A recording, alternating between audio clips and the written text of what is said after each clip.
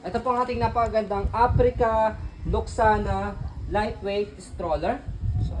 So this is good for newborn, adjustable for semi-reclined, for fully reclined up to toddler na po yan. So this already washed and ready to use. Wala po itong faded, wala po siyang discoloration. Okay? High-seated, reversible po yung kanyang handle, full canopy, A-parkas po yung gulong. Ibig sabihin, parehas pong swivel, nag-swivel yung gulong po niya. And then, napakaganda ng foam ang kapal.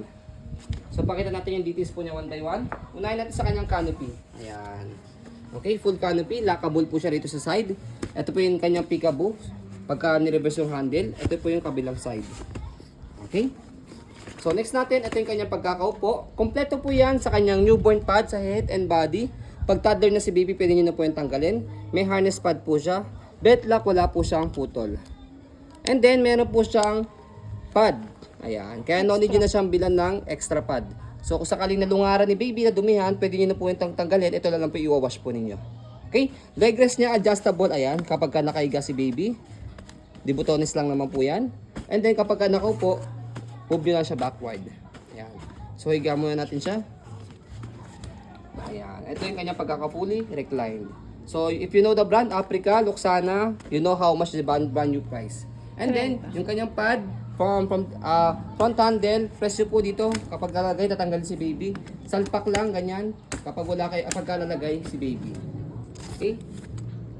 Footrest, tapakan ng paa, tapos ang gulong po niya. And then, meron siyang stopper sa harapan. Pag naka-reverse yung kanyang handle. Yan po yung kanyang body frame. So, this is pre-laba. Expect po minimal scratch. But, as a maselang seller, pwede po ito sa maselang mga buyers. So, ito po yung kanyang likuran. So, check natin yung kanyang stopper. Yan. Okay, tapos dito siya ina-adjust. Hilahin nyo lang po ito pag gusto nyo po semi-recline kalahati. Pagka pinakasagad niya, yung kanyang pagkakaupo. And then, shoot yung daliri nyo rito and then pull down kapag gusto nyo po siyang ihiga. Next natin yung kanyang basket. Ayan. Shoot yung kanyang basket. Tama ba yung pagkakalagay ng basket? Ayan. Next natin is yung kanyang naka-stopper. Naka-stopper. Kabilang side ng body frame niya. Ayan. Baligtad eh. Baligtad yung pagkakalagay ng basket. Adjust na lang. Adjust na lang namin na kasi kaya meron siyang ganito. Kasi pwede nyo siyang iangat ang ganyan dito sa harapan. Mamaya papakita namin. Ayan, okay. So ito siya. Dito. For example lang dito yung kanyang dito siya inaano. May velcro. Handle. So next natin yung kanyang handle, ayan. Aray, sakit. Wala naman siyang tear. Okay? So next natin sa pag-stroll sa kanya, Reverse. o sa pag-reverse po sa kanya, ganito lang. Pakita mo muna yung kanyang One hand fold, one hand open. Kahit nagbibideo ako, kayang-kaya ko po yun. Wait lang. Ayan natin yung canopy. Ayan. Slide and press. Then, go! Diba? Ang dali lang niya i-close. Tapos i-open mo lang siya. Ganun lang. I-press mo lang. Yan. Ay. Ikaw na nga. Bubuko mo lang kasi.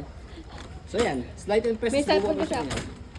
So, Yeah. kahit hawak mo si baby, may hawak ang cellphone, kaya mo siyang i-open sa kay phone. Reverse. So pag ni-reverse siya, as you can see, yung gulong niya sa harapan nag-swivel. Tapos pag ni-reverse natin siya, angat po ito. Tapos shoot nyo rito. Ayan. So yung likod na gulong is nag-swivel na po siya. Ito naman po yung nag-straight. So yun po yung pinaka A4 Ang purpose po yun for easy maneuver, kaliwa sa kanan. Okay? So ayan po. Balik natin yung kanyang handle for forward facing. Ayan. So slide and press. Basta pagka naka-unlock na siya, pwede niya press yung ilalim. Kasi kapag naka-lock siya, hindi niya mapipress yung ilalim. Okay? So, ayan po. As you can see, very details po kami sa ayan po pag-video. Kasi amin siya policy, no refund, no exchange. What you see is what you get. So, ayan po, maraming salamat. Have a nice day and God bless po.